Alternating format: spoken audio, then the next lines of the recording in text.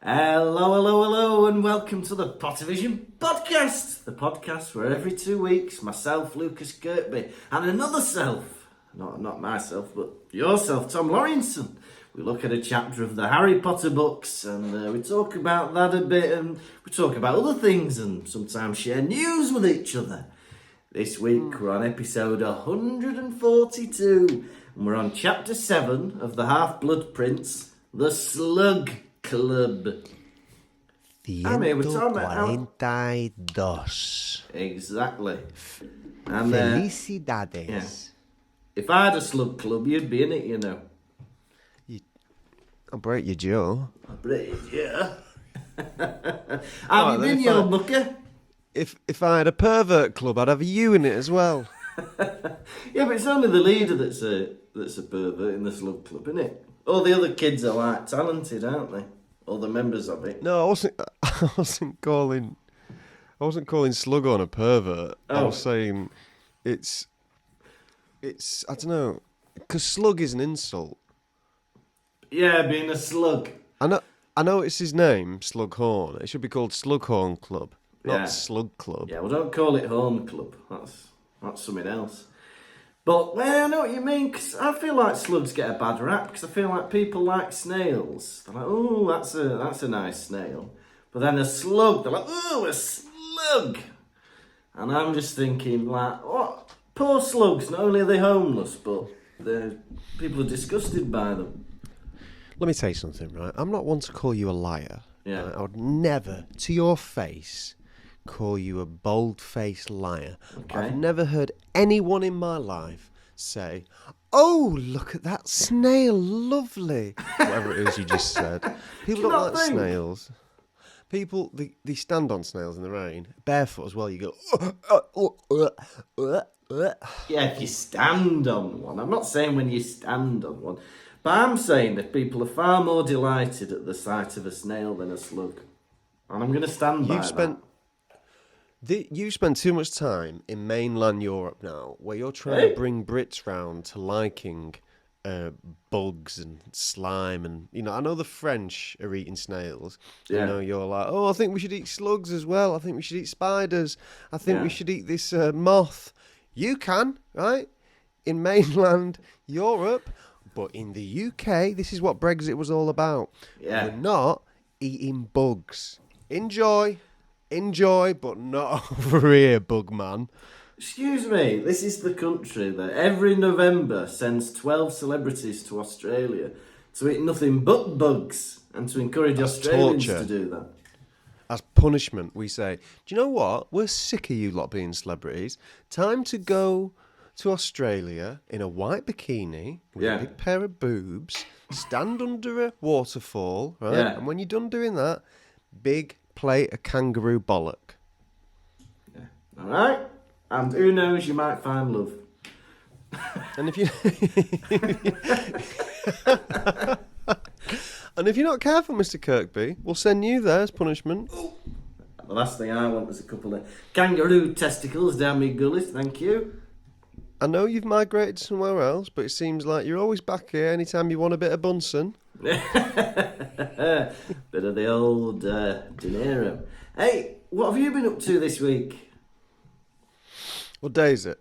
Today is Sunday. Don't really know. Been mucking about, really. Yeah. Well, what have you been up to since I've been gone? I must apologise, by the way. Did I wake you up the morning that I was leaving? No.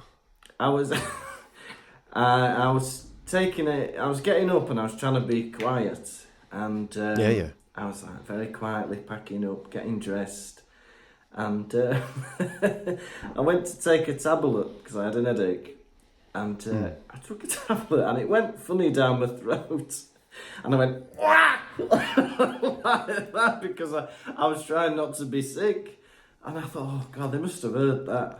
I'm surprised I didn't wake up. What room were you in? In your bedroom? In my bedroom, yeah. I'm surprised you never heard me because it was so loud. But then I suppose when you're being quiet, things sound loud, don't they? Having you here is like having, I don't know, it's like a little tester session for me and Lucy to see what it's like to have a son. Oh, yeah. It's he spends all his testing how you do with kids. He spends all his time in his bedroom, curtains closed, playing his video games. And we're like, why don't you open a window, maybe go outside, get some sunshine? And you're like, I'm on the phone to my girlfriend. And we're like, okay. Well, we get in at like 1 o'clock in the morning, and then I like to have. Does she want to come round? She lives in a different country. Oh, yeah, sure she does. Cuckoo. But do you like having me round, or am I a burden? You've been like, I don't think you were around that much this time, were you? Yeah, no. Well, I went to Wales for a couple of days, and then it's been all in and out situations where it wasn't like the first bit of the tour where me and you sat about and we watched the Outdoor Boys, and we I don't know what we did. Was I ill?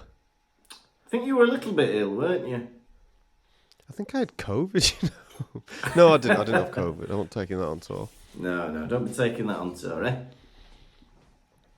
COVID!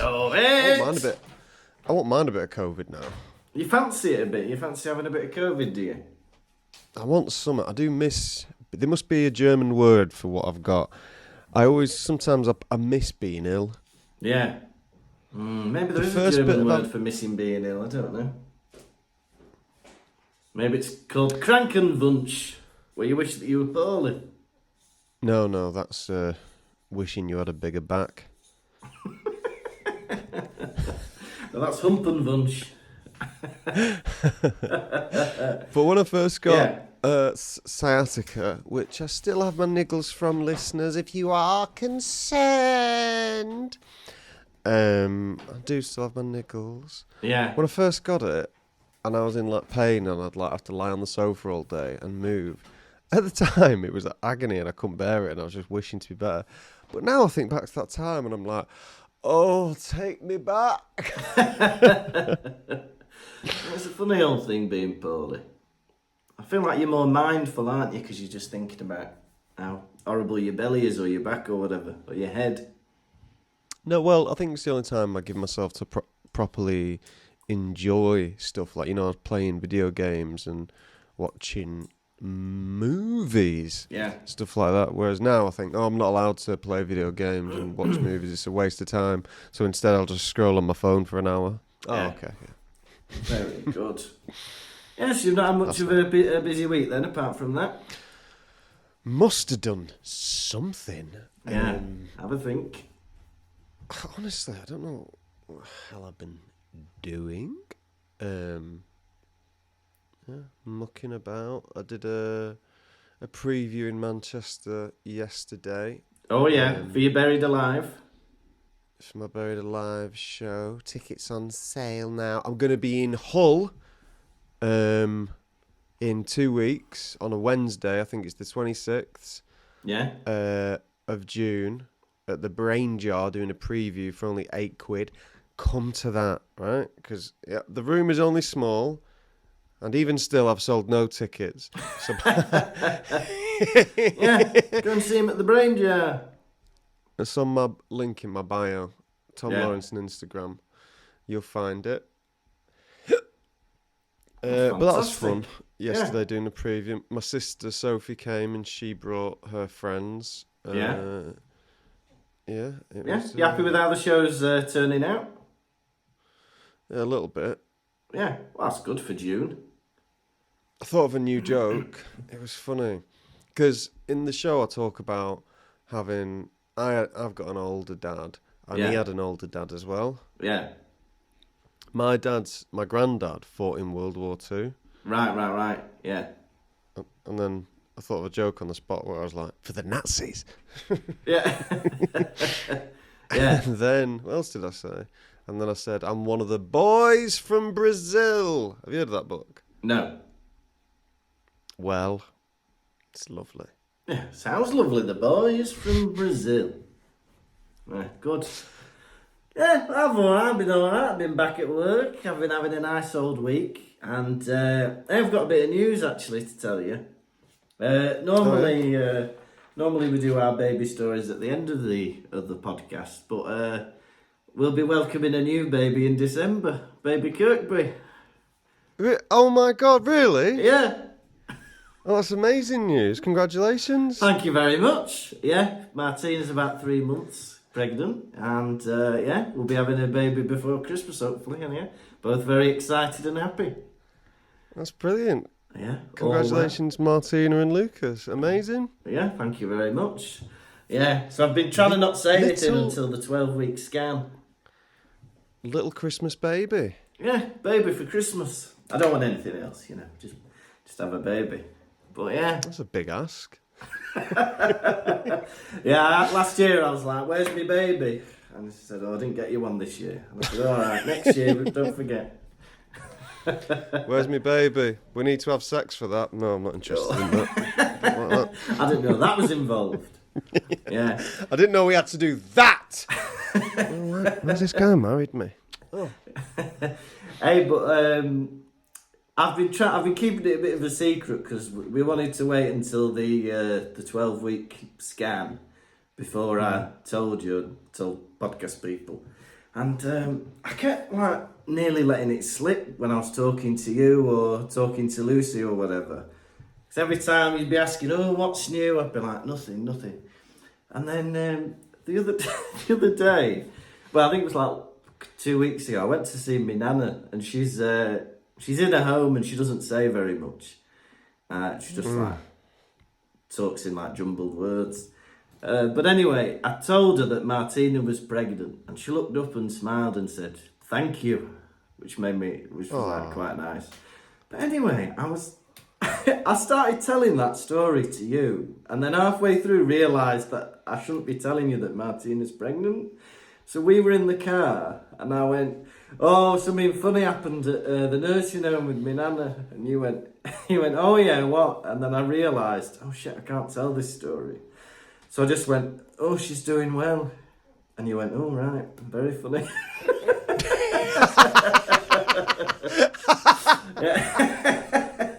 That's funny. Oh, very funny. Yeah. Lucas and one of his new stories. Yeah. Yeah, so she's been pregnant around Lanzarote time. So when we saw each other then, Oh, amazing. Yeah, there you go. Brilliant news. Yeah, thank you very much. Yeah. Am I allowed to tell Lucy? No, don't tell Lucy yet. Of course you can. Yeah. Well, it's public now, isn't it? So I think we have a few people that listen to this, don't we? It's not a secure line. Yeah. So, It's not a secure line. Oh, nosy people listen to these private conversations we have. Yeah. Who's this? That'd be funny. Presenting a private conversation as if it's a podcast. But yeah, that's the news. So yeah, we're just getting all excited for that. I've handed in my notice at work, and in the summer holidays we're going to move back down to Ulm, near where Martina's family lives, and we've managed to find a flat, which was actually the flat where Martina grew up in as a little kid. So it's all turned out amazing. Yeah. So it's all turned out really nice. I just need to find a job now. That's my next job. But yeah. So it's all coming together. What are you going to be? I'm going to be a dad. Any positions going for a dad? Paying him money. What do you mean? I don't know. I'm just looking for different things. Something a bit different. Maybe that I can just do on my own a bit rather than having to be with kids. Yeah. So yeah, we'll figure it all out. But yeah, it's all exciting. Amazing news. Baby Kirkby. Baby Martina Jr. Kirkby. Exactly. Yeah, or Lucas Jr. We don't yet know whether it's going to be a boy or a girl. Even if it is a boy. Martina. Or Martino. Martina or Martino. Okay. It's decided. Well, we don't know. All we know is that they're the size of a lime or a lemon. I think it's a lemon now. So it's very exciting. Lovely. Yes. So there you go. That's my news. Nothing much. But it's been funny, like the last few times doing the podcast, where it's like, any updates? And I'm like, oh yeah, went to McDonald's. That's been the same as it's been for 3 years. Yeah. Yeah, it's been hard to keep it a secret from you.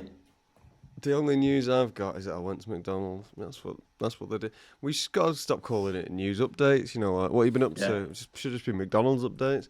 McDonald's over here at the minute are doing 3 for £3. If you've not checked that out, I suggest it.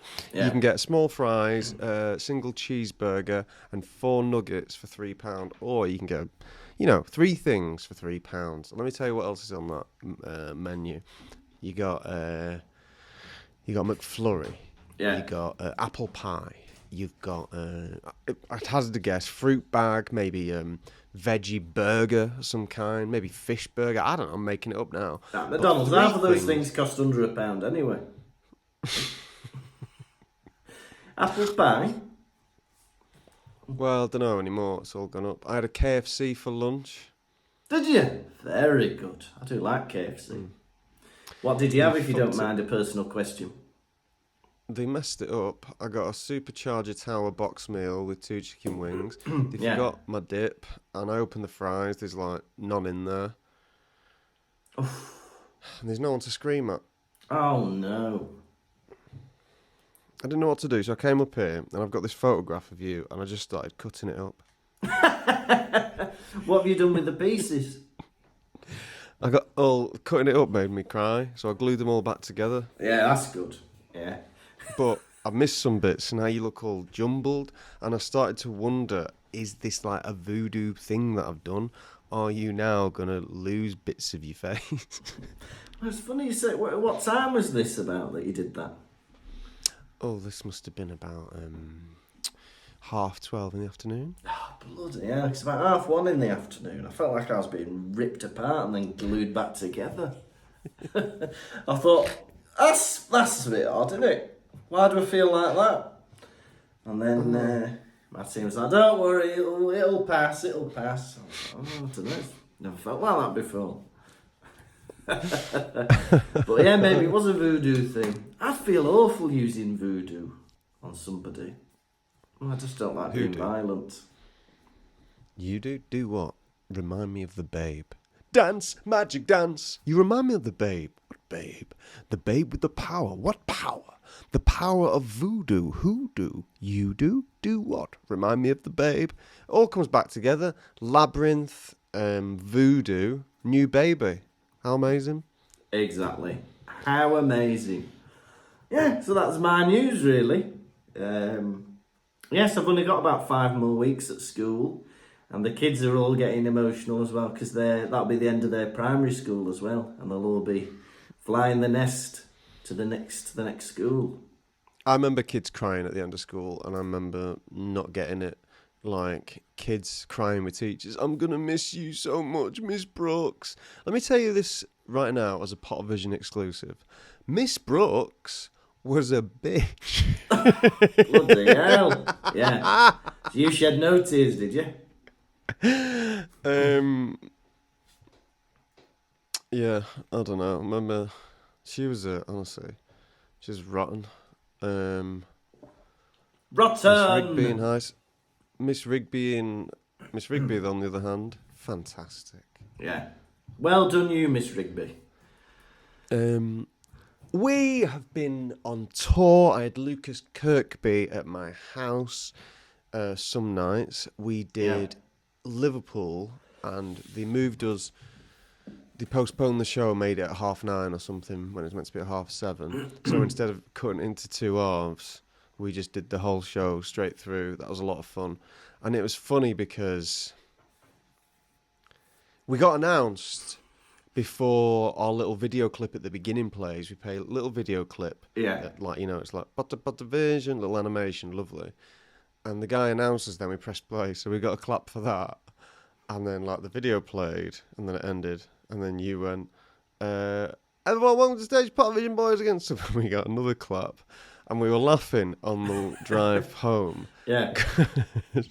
We were getting 2 rounds of applause before we'd even done anything. And then we just kept imagining that we didn't even want to do the show. We didn't want to tell any jokes. We just kept wanting round of applause. So we were looking at the audience going, let's have another one! And then one of my favourite things to do is imagine we're part of the audience going, you've not done anything to deserve another one, have you? You didn't deserve the first two. Let's have another. You didn't even animate that, did you? No, Sam O'Leary. You paid someone else to do it. Let's have another one. Go on, give us another one. Give us another round of applause. Way! You've not done anything. Oh.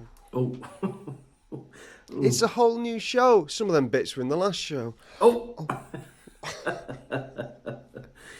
Audience, how would you feel about giving us another one? Not until we've done something, all right. Yeah, we had a great time. We were in Liverpool. There was an owl in Sheffield. That was fun, to have an owl.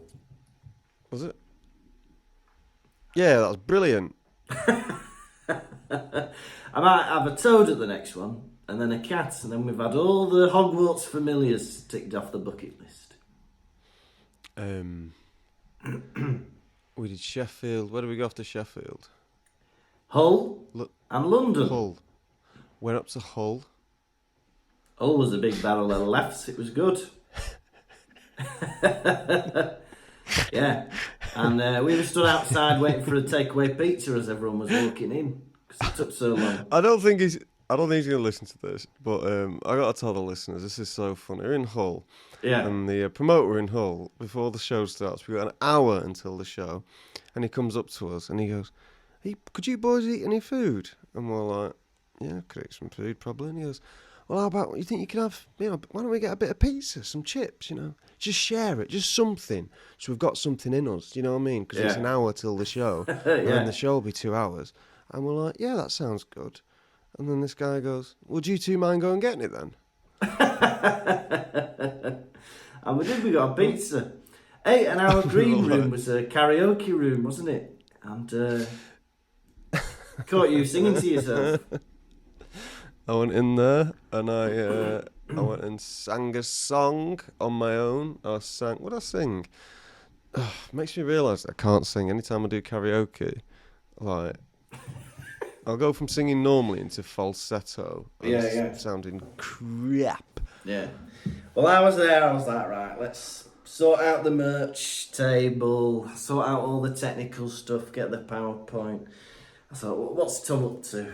I open the door, he's there rocking out. It's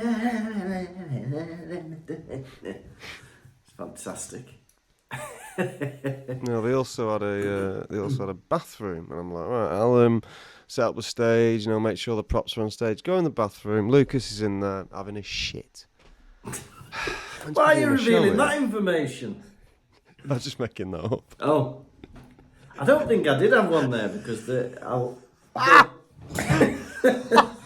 trying to remember. Why are you telling them all that? Yeah. I want them to think I'm constipated. Regular Pottervision listeners will know that I'm a regular Pottervision host, if you know what I mean. Very regular. But yeah, we had a jolly old time, and then we went to London. We did the show in London, and he was like, right, if you want, you can go downstairs and announce on the microphone that the show is about to start. Right, so it's in a pub that's got a theatre above it, a nice black box theatre. So I'm like, right. So I go out, it's Saturday afternoon in London. There's an enormous... Where am I in all this? You're upstairs doing just nothing, I think. Nothing? Yeah. I'm preparing myself for the show. Getting in the game. He's preparing himself for the show.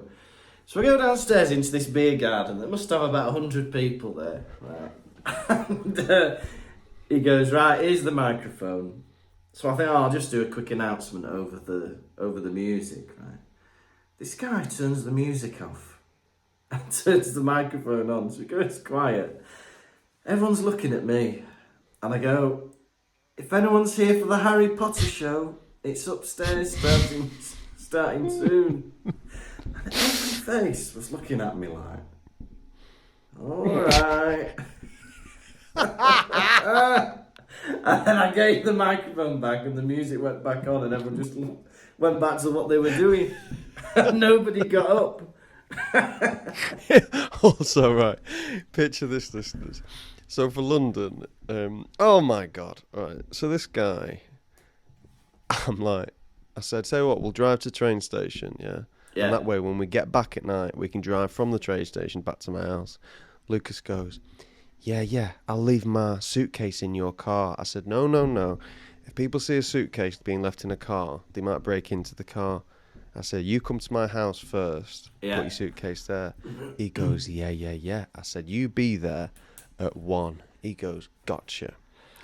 20 past 1, I go, where are you? He goes, just walking up now, should be 15 minutes. And when someone says 15 minutes, you know they mean 20. Yeah. Yeah. They're lying. Yeah. They're lying to you. So I go, get on a bus. Then I'm like, right, I'm not going to be able to drive because I need to park. I'm not going to be able to get there in time. So Lucy offered to drop us off at the train station. So I go find Lucy's car, pull it around the corner. I had to bring it up in front of the house, ready for you to get there. I'm driving along the street, and who do I see walking in completely the wrong direction with a suitcase? But Lucas Kirkby on his way to like Marple. I'm like, where's he going? Yeah. So I texted him my address. And he's like, why has he texted me that for? He's going the fucking wrong way. Yeah. So then he arrives, get dropped off at the train station. He's on the platform wearing a pair of white and blue 100% cotton shorts. Yeah. I look at these shorts and I go, you brought your trousers with you? And then you look down and you go, nope. Yeah. Be doing them in the shorts. Gonna be doing them in the shorts. And these are the funniest shorts. They look like a seaside deck chair. They look like he's about to lump himself down. I've got one now. Knotted hanky on his fucking... So they're so short. Knotted hanky on his head and enjoy the sun. So he's doing this announcement in this Go, excuse me, everybody. The Harry Potter show's about to start. He stood on a stool in the pub so everyone can see him. Yeah. Wearing a t-shirt and these little shorts. He looks like a little boy has planned a little Harry Potter show for everyone. And everyone's like, oh, you got fun, son, not for us, but enjoy. He must be the landlord's son.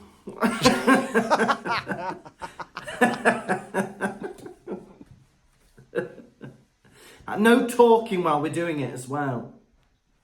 You have to watch. Yeah, but we had a jolly good time, if you remember. That London one was so much fun. Yeah, it's bloody good, wasn't it? We had a lot of cacklers in, big laughers. Oh, it's funny. A lot of poo stuff. I think I'm in my poo era. I think it's sad to say, but nothing's making me laugh more than that at the minute. Yeah. It's bloody funny, isn't it? Well, I went to... Oh, my phone stopped recording. I don't know when that stopped. I've still got the audio. All right. Let me see how long it went for. What was that face? That's me doing a yawn. We're back. Let me tell you this. Yeah. So I was in a supermarket and I found these sausages, and one of the sausages, it was really big and brown. I know, I saw this on your story. I know, young man, it was very cheeky of you. Yeah. But I put it on my story. People are liking it. So I uploaded it on TikTok. This sausage looked like a poo. It's done better than the last 20 of my videos. So like 300,000 views. Yeah. And it's just people in the comments going, it looks like a poo. It's a poo. There's a poo in there. It's poo. It's funny when people laugh at stuff like that, you think, well, why are we writing what we're writing? I remember I remember there was an interview with Rhys Shearsmith and Steve Pemberton, and they said they call it a pigeon landing on centre court because if there's ever a tennis match at Wimbledon or whatever, and a pigeon lands on the middle of the court, it'll get a big laugh from the audience at Wimbledon. And you think, like, if that's what people are laughing at, why are we even thinking about writing comedy if you could just put a poo in a bag of sausages and that'll get a laugh, or have a bird land on in the middle of a tennis court?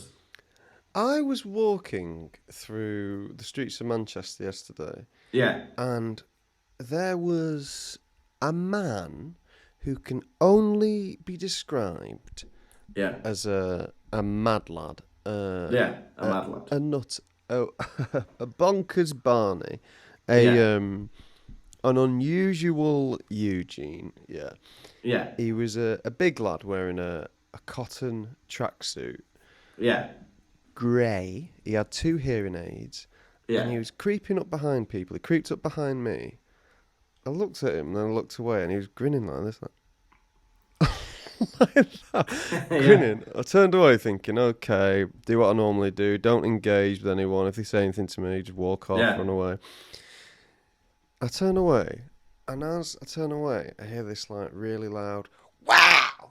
Like that. It scares the shit out of me. He's got this big boombox and a phone, and he's prankers. He runs up to people and plays the start of that song. Wow! I feel good. Yeah.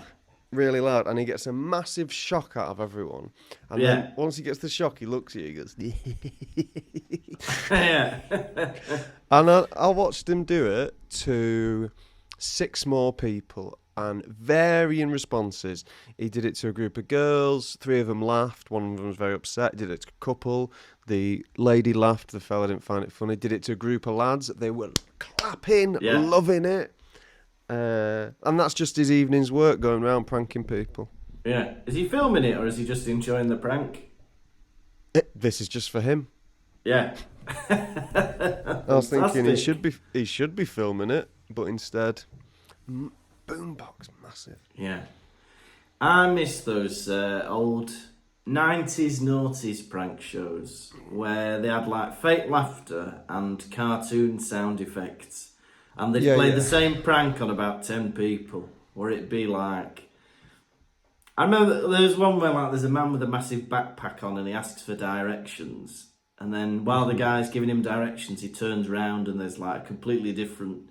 There's a woman with the same backpack on. And the guy gets confused because it's a different person.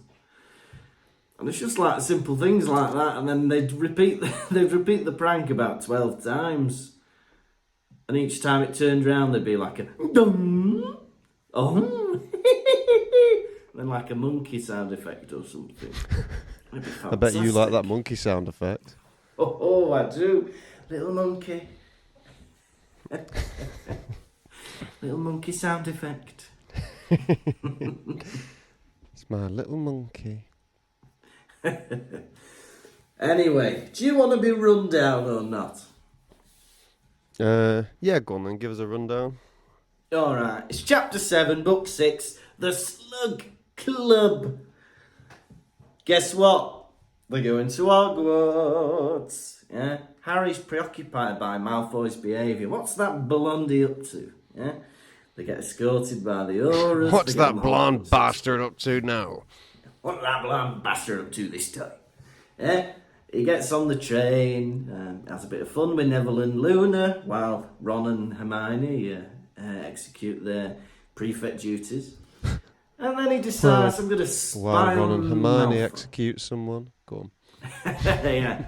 And he goes, right, I'm going to spy on Malfoy. But before that, he gets invited to Compartment C to Horace Slughorn. He's got other people there. And he's like, right, what's going on here, Sluggy? And Slughorn's like, trying to see who might join his slug club, who's worthy. Anyway, then he puts on his invisibility cloak, goes into the compartment of the Slytherins, yeah? And he goes into the luggage compartment, and he thinks no one's seen him. And then as he leaves, Malfoy's like, oh, I'll just go back, I forgot something. And then he petrifies Harry with a spell, stamps on his nose and treads on his fingers. And he puts the invisibility cloak over him so no one can see him, in the hope that he's going to get sent back to London and not be able to come to Hogwarts. And that was the Slug Club. It's funny. Alright, go on then, back to London. Wound up back in London. Hi, Hogwarts, something happened. Alright, just come back. Alright. Alright. Missed any lessons? No, just back in time for bedtime. Yeah. No consequences of that. I missed the meal. We'll make you something. Oh, lovely.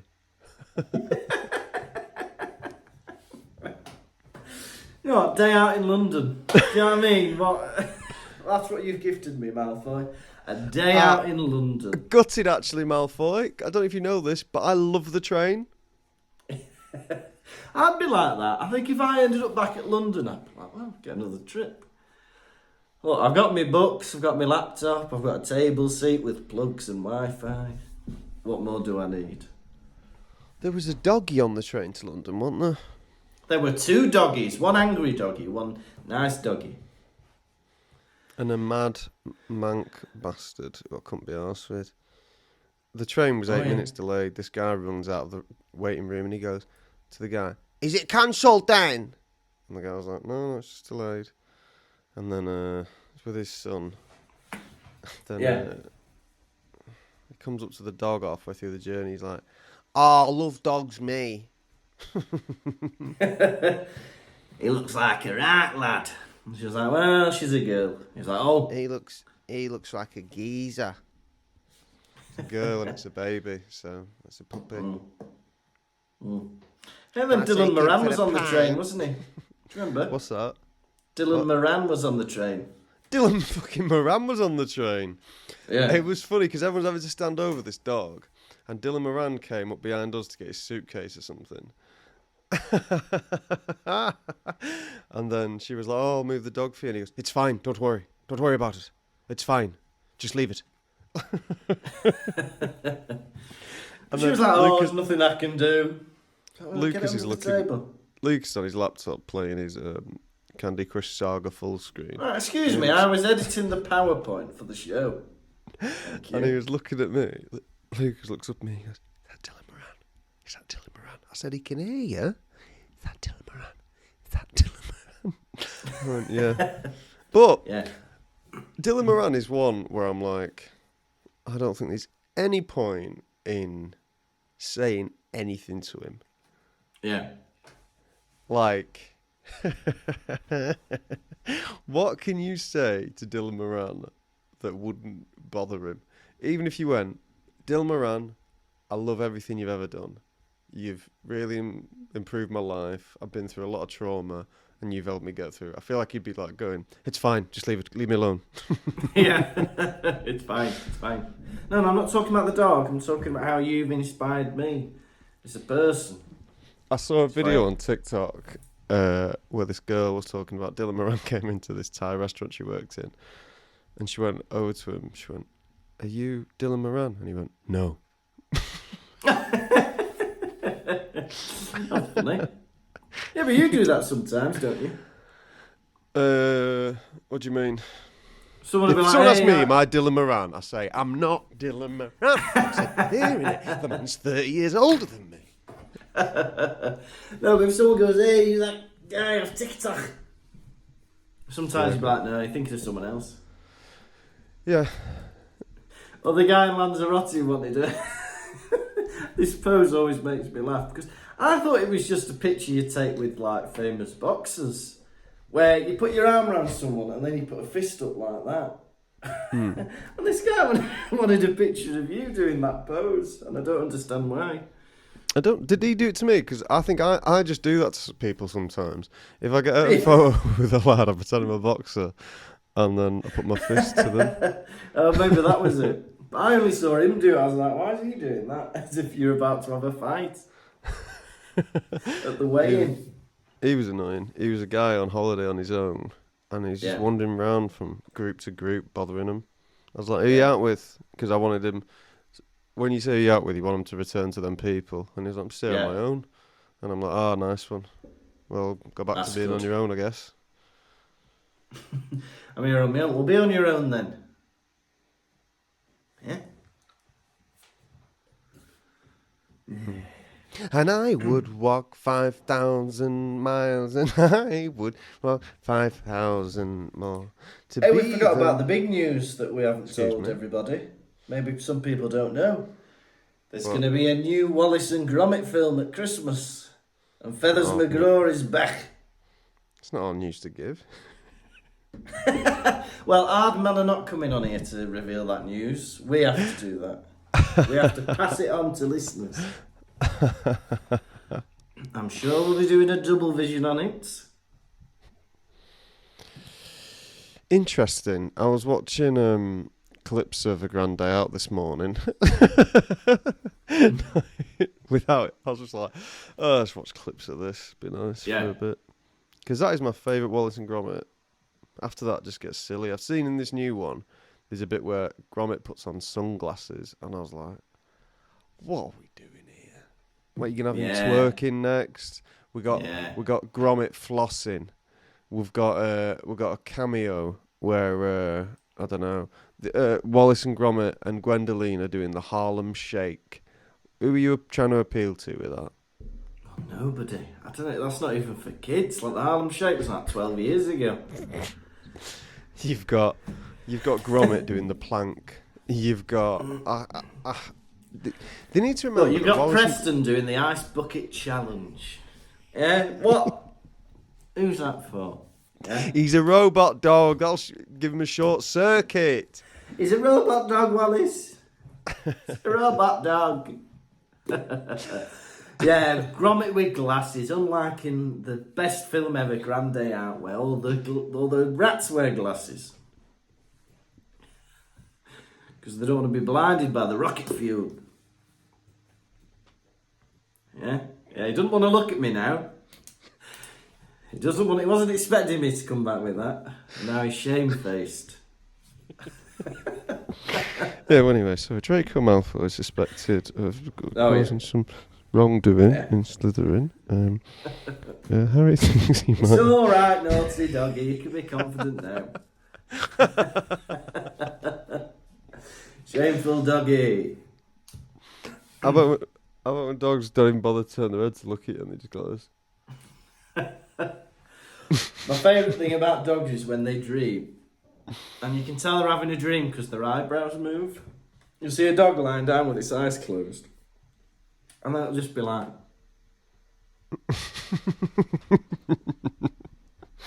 What's he thinking? Yeah, what's going through his head? Suddenly it's Roger Moore.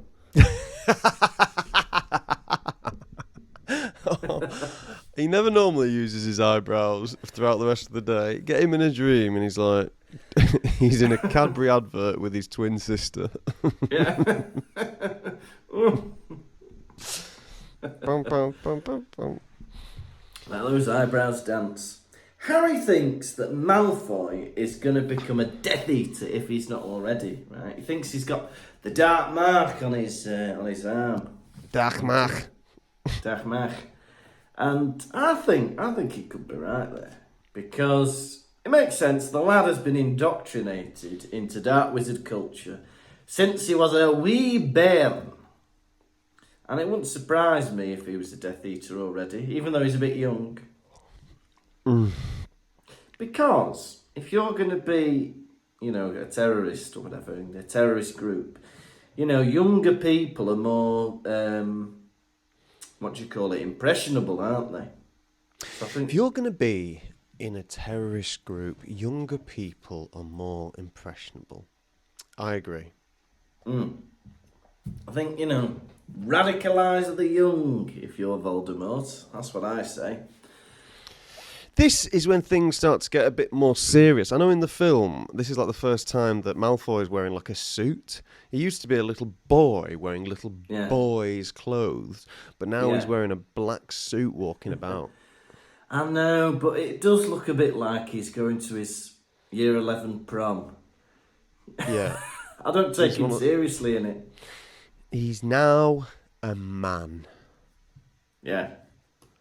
He's 16. At this time, maybe he could buy a cigarette before the law came into fruition. He can have a drink with a meal. He could have had a cigarette. He could go buy some fags. Malfoy is smoking a pack of smokes. Yeah. Having a dabbing pint the of ash curry into Goyle's hand. So the ministry, they're all getting ministry cars to take them to the train station, yeah? Yeah. Why have they got to have different transport every year? Yeah, this year we're going by flu powder. This year we're going by flying car. This year we're going by ministry cars. This year we're going in a toilet. This year we're going in the sewers. This year a boot. This year we're going to tunnel in. How about a bit of consistency? Yeah? Yeah. Kids crave consistency and structure. Yeah. Have it always be a boot or always be a toilet. Yeah. What's wrong with the Flu Network? You know how he got it wrong once? Give him another chance. Give him another chance. He's the chosen one. I think he's learnt how to say diagonally now. I've not. I've not. I still say nocturnally. Is he Irish? Is he? I still say nocturnally. Let me tell you something. I was watching a Daniel Radcliffe film today.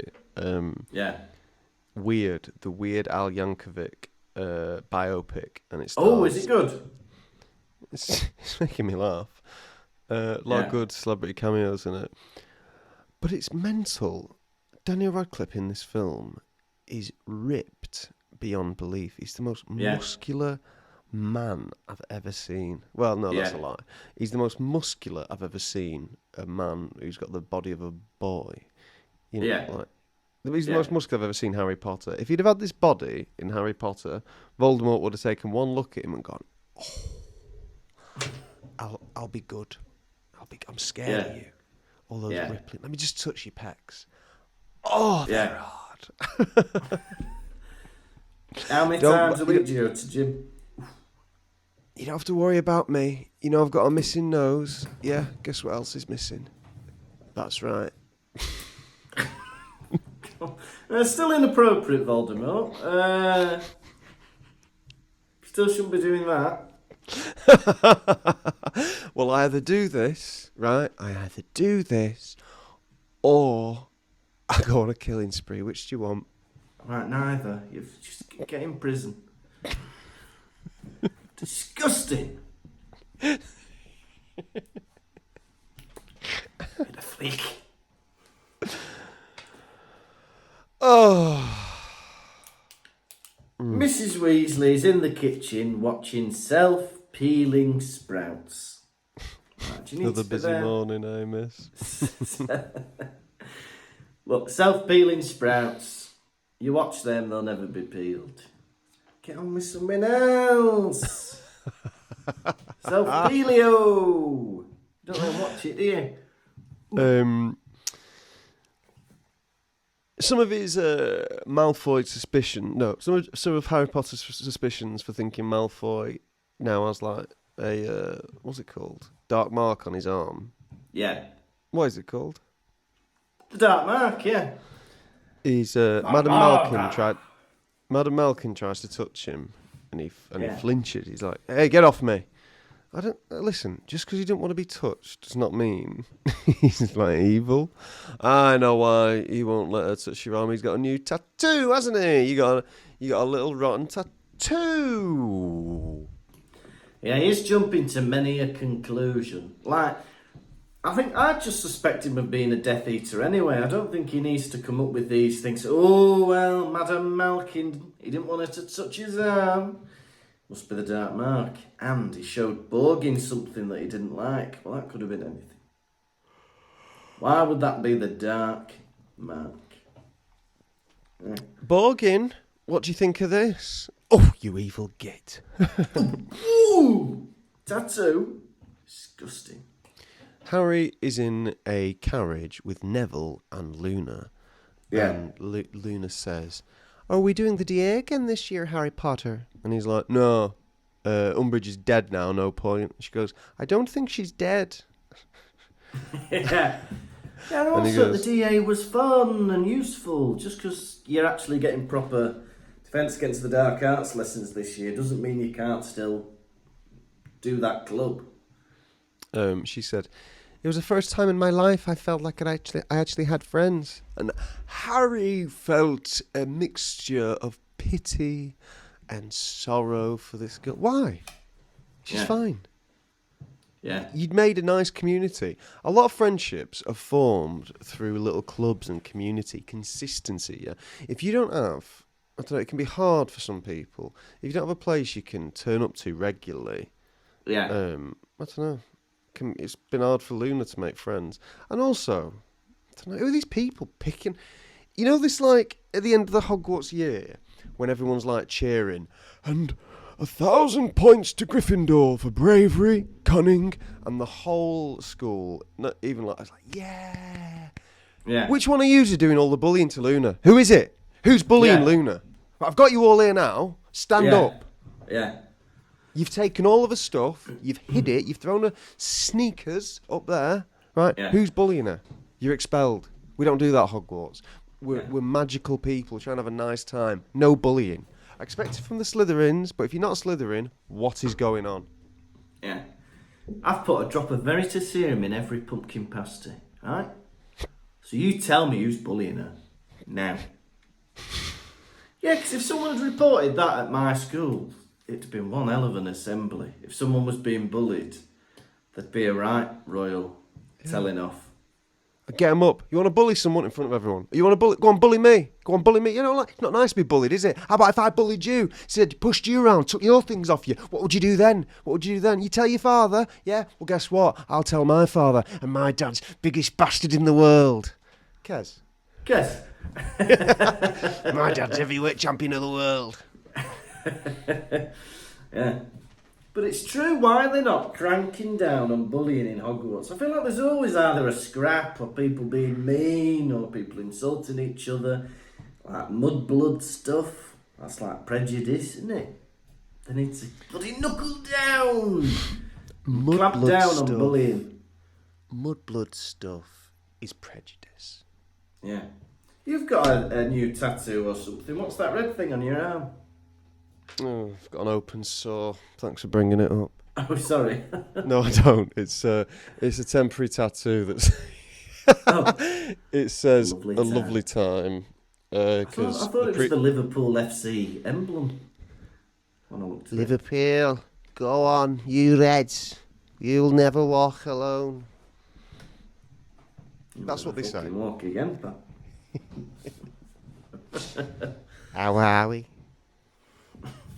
Yeah, good. Harry has been spotted by Romilda Vane. What was that episode recently where I brandished a knife at you? And you were like, listeners, he's brandishing a knife at me. Do you know what? It must have been so traumatic that I don't remember it. Oh yeah, give you trauma. Give you... Yeah, Harry has been, he's the chosen one, yeah? Everyone's gawping at him on the train, yeah? Oh, who's that? He's walking past, he goes, "Oi, Zabini, close your mouth, you gormless twat." And Zabini goes, "Oh." Oof. Look the other way, you nosy bastards. Chosen one. Chosen one's in the house. No, he's getting gawped at, and popular kids, I say with inverted commas, are trying to lure him from his current friendship group. But I'm happy with Harry in this, because he's like, no, they're my friends, I'm sticking with them, Luna and Neville. Because I think more shallow people might have been tempted to ditch their friendship group for another group.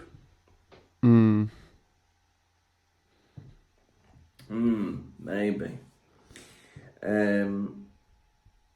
Yeah. Then you got Slug on with this group. Pea Green!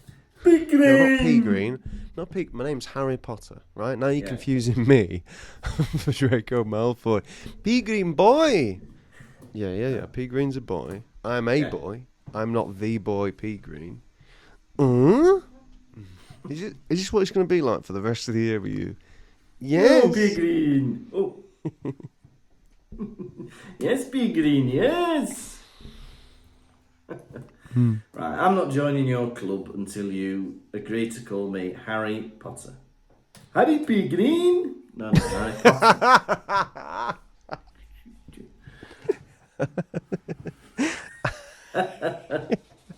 Harry Pea Green. I don't know about you, I don't like the idea of the club, the Slug Club. How do you feel about it? Should have called it Pea Green Pals. Oh, doesn't that sound more lovely? Hey, I'm a Pea Green pal. Are you? Oh, I'd love to be a Pea Green pal. Rather than I'm a member of the Slug Club.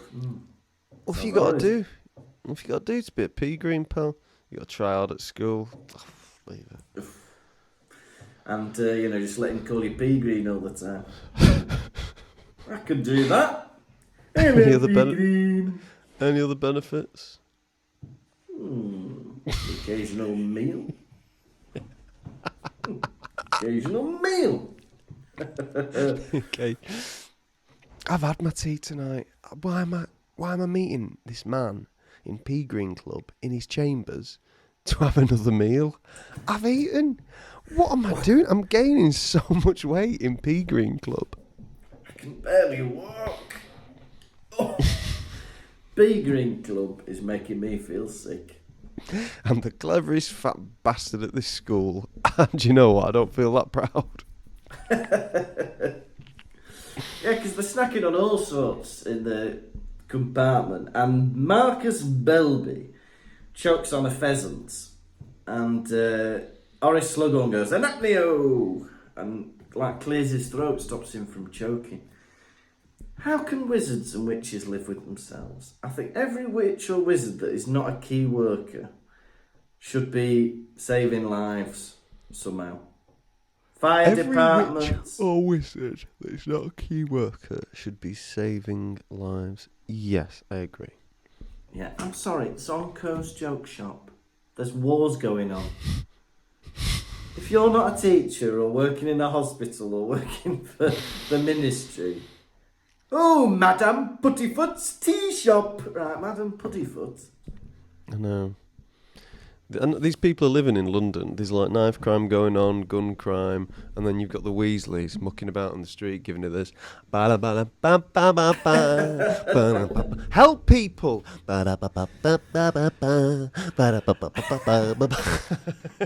Right, Florian Fortescue. Right, you could stop the ongoing high crime rate in London by intercepting with magic.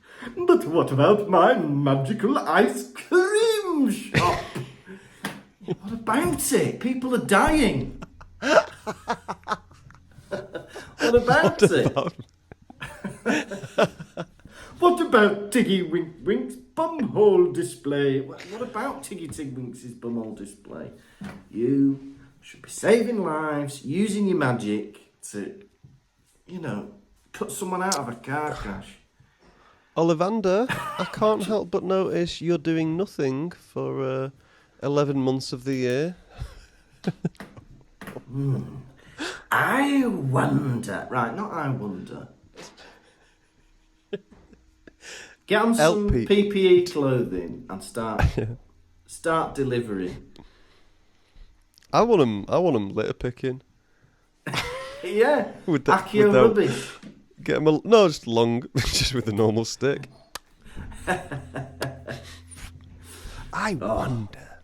I used to love those litter pickers with a little claw. It used to be a privilege when you got to go around doing that. But yeah, more magicians as key workers, please. More magicians as key workers, please. Harry puts on his invisibility cloak and he climbs into the Slytherin's compartment. Right, and it says he gets up into the into the luggage compartment, and he could read every word of Crab's comic. Right. You shouldn't be reading Crab's comic. Yeah, you're listening for any information. He's up there, he's laughing. So, Harry, what's Malfoy up to? I've no idea, but Dennis and Nasher have had one hell of a week. And to celebrate, they're having a big plate of mash and sausages. Right. They have that every week. Right, look. Plug and Cuthbert. No, I don't want to hear about Plug and Cuthbert. Oh, do you find it offensive that he's called Plug? No.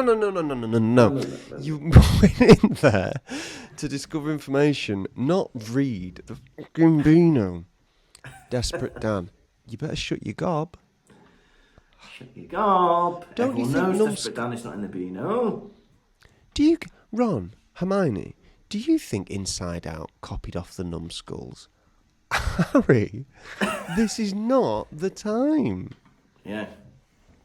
Well, Meet Dave definitely copied off the numbskulls. Do you remember that Eddie Murphy film? I remember the big head driving about Los Angeles. Yeah. Oh, yeah. I remember looking at a Beano recently, and it had like Desperate Dan in it and Corky the Cat. And I was like, what's the world come to? These should be segregated. Dandy, Beano. But they've merged them together. Dandy should not be in the... Desperate Dan should not be in the Beano. That is a full-grown man. Beano is all kids. I don't want a full-grown man in the Beano. Yeah, I don't. Get him out. Get Desperate Dan out. And I don't know what he's so desperate for. What does he want? Hashtag hang Dan. That's what I say. But not... Desperate Dan's a hero. Oh, sorry. Yeah. Well, Malfoy hints he's like, I might not be coming back to Hogwarts next year. Hinting that Voldemort might have a job for him next year. But I think I'm doing a bricklaying BTEC. Oh, Malfoy. No, I just want to get right into work. I'm sick of education now. Bricklayers make £1 per brick. They don't. That's a myth. I've already signed up now. Hey, but I think Voldemort would be daft not to keep Malfoy at Hogwarts, because I think having an inside man is very helpful. Having somebody at Hogwarts to see what's going on. He's got I suppose that's Snape, innit? That's Snape. You can get someone else to do that. You could probably get Zabini to do it. Yeah, get Zabini to do that. I hope there'll be a lot more Zabini from here on out. Yeah, I hope so. Get Zabini up to main character status. Yeah, then Malfoy, Goyle out, Zabini in. Zabini falls into Goyle's lap, and Goyle, you know he's not going to like that. No. Goyle not like that. They probably had to get rid of him. Oh no, he's probably still in the film at this point, isn't he? Goyle. Mrs. Goyle. Do you reckon Goyle's mum gets Mrs. Goyle as like, gets wound up because of Father Ted? Them calling her Mrs. Goyle. You're obsessed with Father Ted. Is that all you people think about? Yeah, and then Malfoy beats the shit out of Harry, and that's the end of the chapter. Oh, God. What a chapter. Loved it. I had a bloody great time reading this. Yeah, a lot bloody of fun. great. And I've enjoyed chatting to my mate about it. For that reason, I'm going to give it 5 broken noses out of 5. How about you?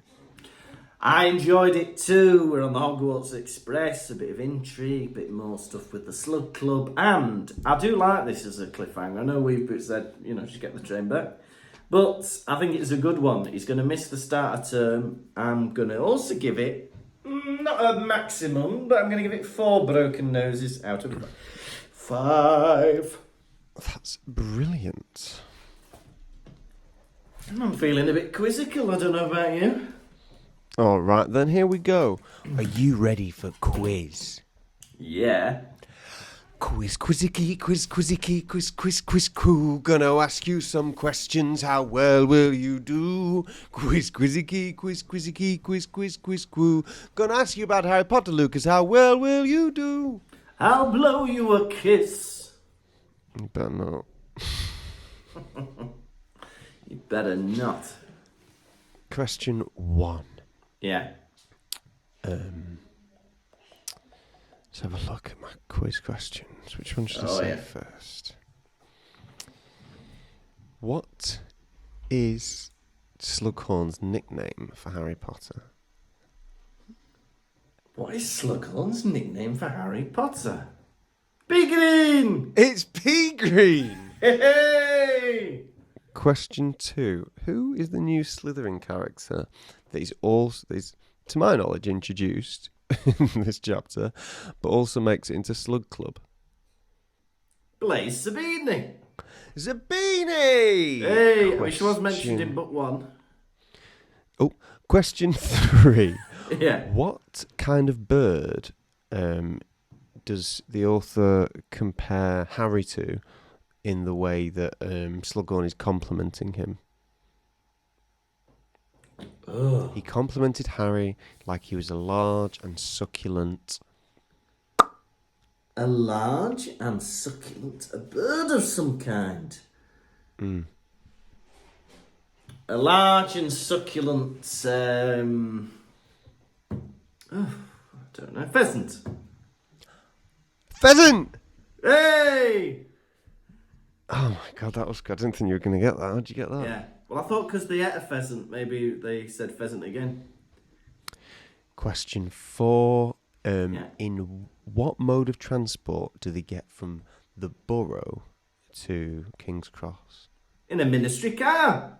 Correct. And finally, right, this is for everything.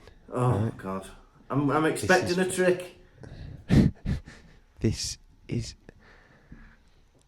question 5. This is for you to win, right? Yeah. Question 5. Where does Madame Malkin try to touch Draco Malfoy? On his arm. Correct. Mr. Kirkby, you have won the quiz. La cucaracha, la cucaracha, la da da da da da da. Hey, what do I win? I'll blow you a kiss. Mwah. Hey! Success at last. And not an easy quiz.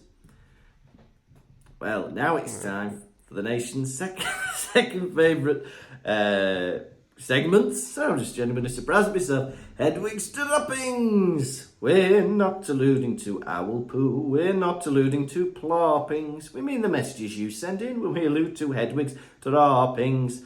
What's in a beak this week? Well, sometimes I have a look at reviews that might be from around the world, and I found a few from Australia and New Zealand. So we've had a 5-star review from Liam Barker from Australia, and he says, happy to have been late to the podcast as I get to go through over 130 episodes. Loving every single one. #Nuke Albania. I think I remember when we suggested that. When Voldemort was hiding in the forest. We've had another 5-star review from Kebionus from Australia. Kebionus. And the title is Supple Boy Abroad. And he says, absolutely pumping through this little poddy on my holiday. It makes catching a locomotive across Europe solo feel like I'm having a good chuckle with my close friends. Cheers, boys. Hooroo! I don't know if that's an Australian thing. Hooroo! Don't know. Then we've had another 5-star review from My Stupid Grandma, it says here. My new favourite podcast. Keep it up, boys. This is my new favourite podcast, and I've been ratting my way through. I think they mean rattling. I've been ratting my way through all the odd episodes. Maybe a listening rat? A listening rat. Much love from New Zealand. Hello from 2 Australasian listeners. Yeah. I thought. Fantastic. Then we've had another 5-star review from Alexander Mill, who calls the podcast bingeable. I came over to this podcast because I love Tom's video content. I've never read the Harry Potter books. Hey! I've never read the Harry Potter books, but I also don't live under a rock, so I thought I'd give it a try. Currently, I listen to 3 episodes a day. I should probably cut back. You should. No. Increase. Yeah. Well, it's going to be tough when you catch up. People listen to this podcast to go to sleep. Someone will be drifting off just about now. Listening to Tom and Lucas. Wake up! You are in a field of lavender. You can feel the scent wafting into your nostrils. And there in the lavender field, you see a book. You open it up and it's the Screamy book! Ah! Did you like that? Anyway, we've had one more 5-star review from Scabbage, and they say, this bouncy baby boy is entertained. Started listening to this podcast earlier in the year and loved it so much I stopped listening to all my other podcasts. That's what we like. I mainly listen while stacking shelves, and I'm sure my colleagues must think I'm insane from all the grinning I'm doing. I hope one day you both come back to Peterborough for a show, but after listening to Tom talk about his visit there, his first impression was pretty much what I expected it to be. Anyway, better go put some gravy granules on the shelf. You know, gravy granules, gravy granules, gravy granules. So thank you very much, Scabbage. Now, I've had a couple of messages. One is from our patron, Rebecca Davis, who often comes to see us and famous in our minds for being at the Pottervision Christmas party, opening a bag of peas and feeding a cat. And Rebecca says, hello, Pottervision boys. Just want to say thanks for making yesterday Pottervision Day. Both shows were brilliant. Lucas dressed as Dobby and Tom's impressions were the highlights for me. My question for the next podcast is, what would you do to warrant an invite to the Slug Club? Also, if I'd have been Malfoy as well, stamping on Harry's nose, I'd have also given him a kick in the nuts while he was down. Although it's a kid's book, keep on Pottervisioning. Yeah, we'd have done that as well, Rebecca. We'd have kicked him in the nuts on the way down. But yeah, Tom. Yeah, mate. Man. Look, what would you do in school, do you think, that would warrant an invite to the Slug Club? How were you extraordinary at school?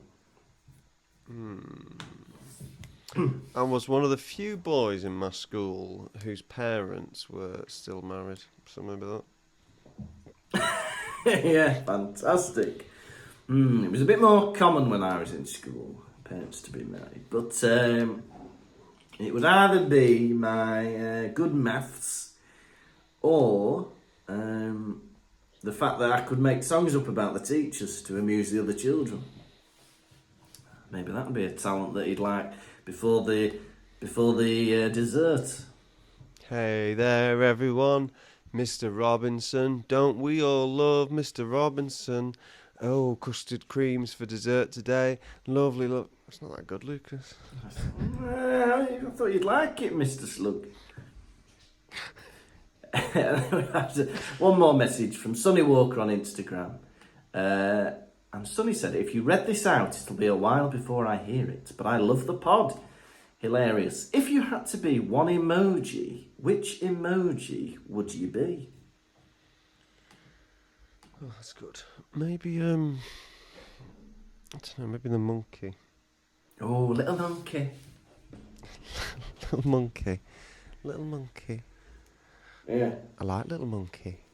I like little monkey's ear. you like looking? How about you? I think if I was an emoji, I remember as a kid I used to like the smiling one with sunglasses. Just a cool dude. But I think nowadays, maybe a little angel. Because angels are nice, aren't they? Big Ed, you think you're an angel? More like you be that demon one that's nice. Alright, I'll be purple demon then. I'll be a purple demon. Purple monkey dishwasher. Exactly. Now, we do have some new patrons. How many would you like to welcome today? How many we got, good lord? We've got 9. 9. and the fee stays the same. Listeners, if you'd be interested in joining the Patreon, please do. Remember that no one pays us to do this podcast. We're doing it all for free. Maybe you'd like to join a bit to support us. We offer many exclusives on the Pottervision Patreon. We have episodes about all the films. We spoke about all the films in mass detail. All of them. We're missing 2 or 3. We've done episodes on Kez, Chicken Run, Mr. Bean, some other ones. It's really fun. Check it out. Right. Well, let's do some baby stories. Before we start, I just want to say about our last episode we had. We interviewed Sam Van Leer, who was Harry Potter, Daniel Radcliffe's body double in the first film, and we interviewed him for over an hour. And it's really fascinating hearing him talk about his experience on set and what kind of things he was up to whilst on set. And now, with the magic of editing, we're going to include a clip from that episode to entice you. Did you like that, everyone? Did you like that, everyone? For us, only 2 seconds have passed. But yeah, we hope you enjoyed that clip, and if you go to patreon.com/Pottervision, you can catch that as well as another 80 odd episodes. Why not get yourselves on there? Now, Tom, our first new baby is a baby Harry, and it's Jess C. Jess C. Jess C, you are a baby that has just been born. You have just come out of your mother's canal.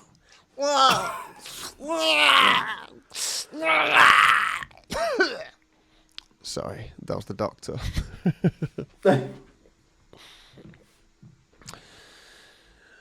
Your mother takes you home and puts you in a room. And in this room, there is a poster on the wall of a big, lovely birdie. You start to become transfixed by this bird, looking every day. You look at the pictures so much. Your mother should be doing stuff with you. But you spend a lot of time in this cot looking at this bird. You begin to think the bird is your mother, and you begin to think your actual mother is your servant. You look at your arms and you notice you have no feathers, but you have these naked fingers, and you have these naked toes. So you rip open a pillowcase and take out a load of feathers. Your mum accidentally leaves some glue lying around. You take some of that and you feather yourself up. A baby covered in feathers.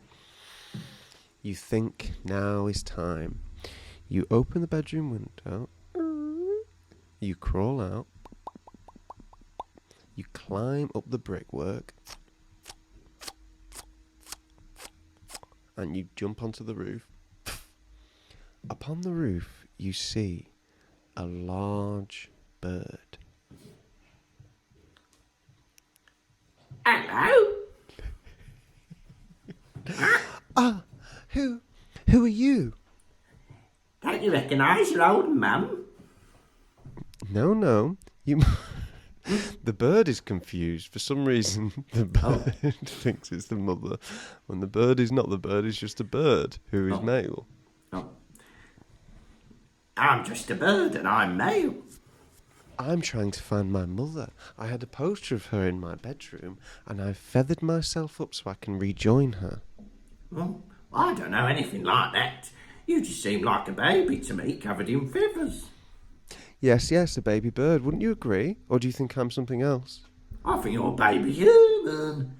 You've just come from that house. Do you not want to go back in the house and see if your mum's in there? You're shifting and spoiling my state of mind. You're confusing me. You're freaking me out. And for that, I'm going to have to pounce on you. Little baby, you jump on the back of the bird. No. It begins to squawk. Oh, not there. Hands round its neck, the bird takes flight with you holding it, trying to escape your clutches. Swerving in and out of traffic. The bird lands, does a big roll. Its head lands in an open manhole cover just as a sewer worker is climbing out, and without realising, he drops the manhole cover onto the bird's head, and it is decapitated. The sewer worker picks you up and says, "What are you doing, little sweet bird? Where have you gone?" Oh, he's decapitated. Yeah. The sewer worker holds you up and says, "Did you get confused, little baby? Did you think that you were a bird? You're a baby, and you've just killed a bird. So that must be pretty freaky for you. We're going to send you to the hospital. You are sent to the hospital where you're met with me. I'm the doctor. I pick you up and I kiss the feathers. I don't kiss the feathers away. That's weird. I kiss you upon your forehead. Welcome." There you go. So thank you so much, Jess. We've had another baby Harry, and this baby Harry is Jack Mattless. Jack Mattress. No, not mattress. Mattless. You are a baby laying in a field looking up at the clouds, and you're letting your imagination run wild. You're looking up at these clouds and you're putting them into shapes that you are fond of. You look up at this cloud, Jack baby, Mattless, and you start imagining it's a nice burger. You start licking your lips. "I hope that burger comes down to me," you say to yourself. You think if you wait long enough, you'll be able to make the burger, which is a cloud, form into a solid and drop into your hand. You're reaching up and wishing, please. Yeah. Please. Right? Clouds, the sky turns dark grey. Boom, boom. Boom, boom. Boom, boom. You're like, "I'm not going to let this stop me. You're trying to confuse me, aren't you, Lord? You're a Christian baby. You're trying to confuse me. You're trying to make me go back home. But I will stay in this field until a burger falls from the sky." All of a sudden, a fisherman appears in a yellow raincoat. Oh. All right, what's going on here then? Nasty day, is it not? "Isn't it obvious what I'm doing?" Jack says. You're trying to get that burger from the sky, aren't you? Yes. You see it too, I see. Yeah, it looks very nice and juicy. Just the right amount of lettuce and tomato as well. And the Lord, what's he trying to do? The Lord's trying to strike you down with lightning by the looks of it. Have you ever been in this predicament before, fisherman? Oh, many a time. And I tell you what I always do. A forward roll. A forward roll? Yeah, go on. Give it a go. Jack Baby stands up. This is the first time that Jack Baby has ever stood on his own 2 feet. Some people say walking for too early as a baby's dangerous. The ankles aren't strong enough. Never mind a fucking forward roll. Jack Baby stands up. Whoa! Head too heavy to support. Oh, go. The fisherman watches on supportively. Yeah, go on, that's it. Lean your head forward, don't be afraid. And put your weight forward into your head.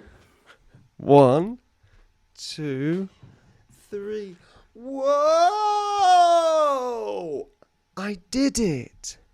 Oh, normally the baby breaks its neck, and then I have less competition for my fishing business.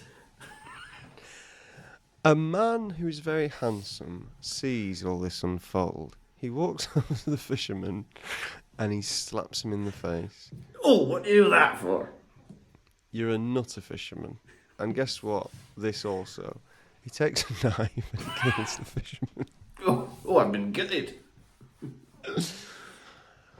I pick you up and I say, "There's no such thing as sky burgers. Right? Do you want to turn out like that fisherman? Then fine. But I'm going to take you to a hospital where we're going to get you, rehabilitated. Yeah. Take you away, put you in hospital, leave you there. Your parents return to the picnic blanket where you were sat like, where's baby gone? The end. The end. Thank you so much, Jack. Now we've got another baby Harry, and this one is called Sheila Stevens. Sheila Stevens, you are digging in the back garden of your parents' house. La la la la la la la la la la la la. Lovely. Dig deep. You dig even deeper. Oh, deep, deep, deep. Oh, you can't resist your urges to dig.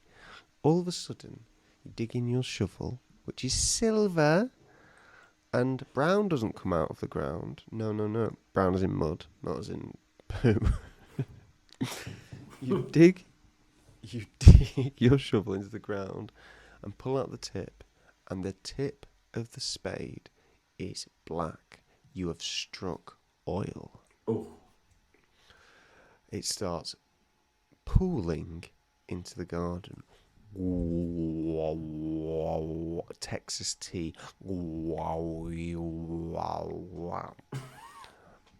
Over the garden wall appears an oil tycoon. I say, it looks as if you've struck oil, little boy. Girl, sorry. I have. What's it to you? Why were you watching me? Well, I always like to make sure my neighbours are doing what they should. Anyway, a little baby like you wouldn't know how to sell oil for a profit. You need a business partner. What are you proposing? I'm proposing a 95 to 5% split in my favour. Think of what you could do with all of that 5%. I've not done any maths before because I'm just a little baby. Is this a good deal? It's a very good deal, the best in fact. All you have to do is sign this piece of paper and all will be well. I'd love to sign, but seeing as these are your terms so far, 95% in your favour and sign the paper, will you indulge me in a baby tradition? What is this baby tradition? Simply hop over the fence, join me in the oil, and we'll have a bit of a splash about and a roll. Well, I suppose I could indulge myself this once. Here I come. The oil tycoon jumps over the fence right into the oil. Splash. Oh, it is rather fun, isn't it, baby? Yes. You get covered. I'm just going to pop into the house to get something. One moment. Okay, see you soon. Baby comes back out the house. Are you covered, Mr. Oil Tycoon? Oh, from head to toe, baby. That's lovely. Little baby strikes a single match. Wait a minute, baby. No, don't be hasty now. You could get 10%, maybe 15%. Whatever you say, but let's finish the ceremony. Little baby throws the lit match at the oil tycoon and he sets alight. Why was I greedy? He burned to the crisp and little baby cannot stop but laugh.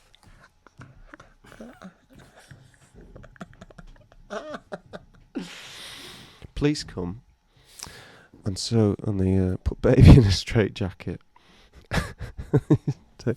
take baby to an insane asylum. Fantastic. And I put not lovely. That's lovely. Thank you so much, Sheila. Do you want to do one more? Yeah, all right. Let's do one more. Our final baby Harry today is Stacey. Stacey, baby. You are a baby. You have wandered into a high school chemistry lesson. The Bunsen burners are firing. The chemicals are splashing about. The teenagers are having fun. Bit of light flirting, joking about. One boy's splashing acid at people. Stop! Bit of fun.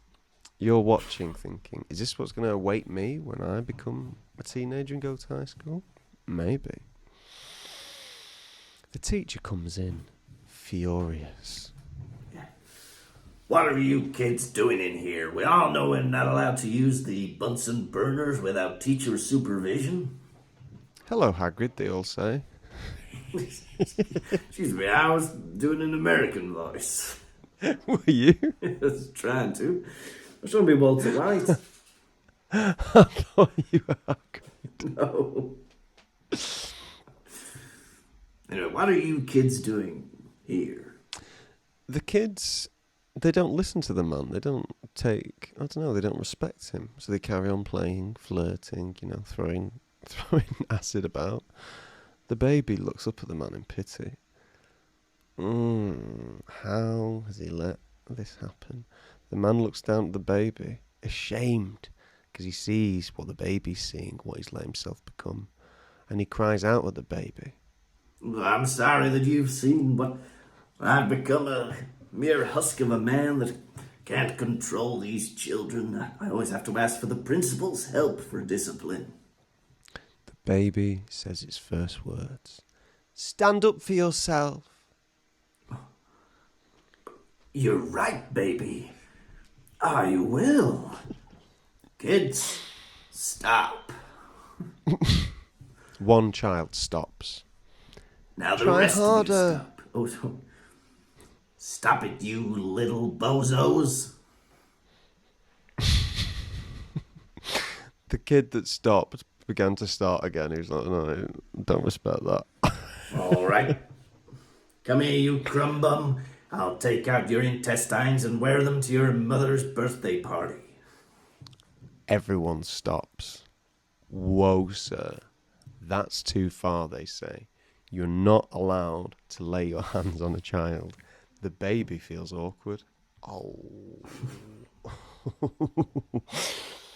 Who comes in but the head teacher, who is also a cage fighter, and he puts this teacher in a lock, and he's like, he doesn't like it. Oh, I'm sorry, Principal Muscles. I didn't mean to grab that boy. Tough. Shit. Baby, Principal Muscles says, open that window. Baby, obedient as ever, opens up this window, and Mr. Muscle starts running with this teacher at the window to throw him out of the school. Thinking, for some reason, he's on the ground floor. Mr. Muscle is in like a weird adrenaline rush. Yeah. Right? So he throws this teacher out the window, but unfortunately, they are on the 11th floor.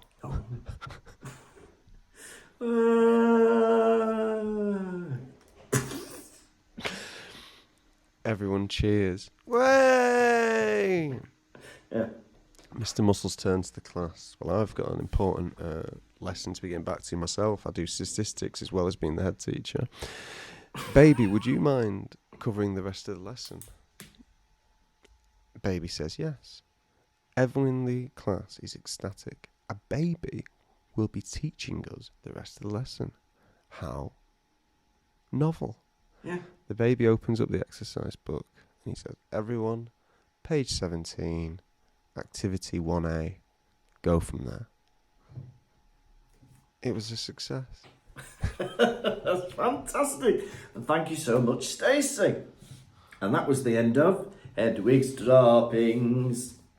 This has been the Pottervision podcast. Thank you all so much for listening.